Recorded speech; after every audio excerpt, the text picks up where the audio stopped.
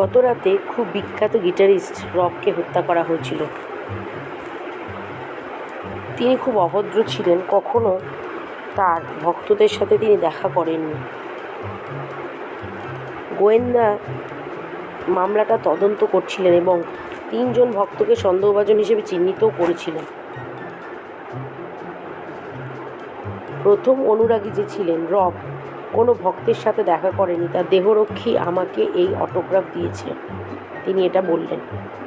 দ্বিতীয় অনুরাগী বললেন, আমাকে রবের দেহরক্ষীর দ্বারা অটোগ্রাফও দেওয়া হয়েছিল।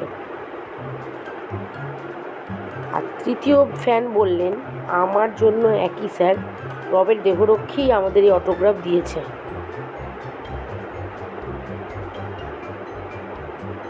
এই 3 অনুরাগীর কথা শুনে আপনি কে হত্যাকারী তা শনাক্ত করতে পারেন?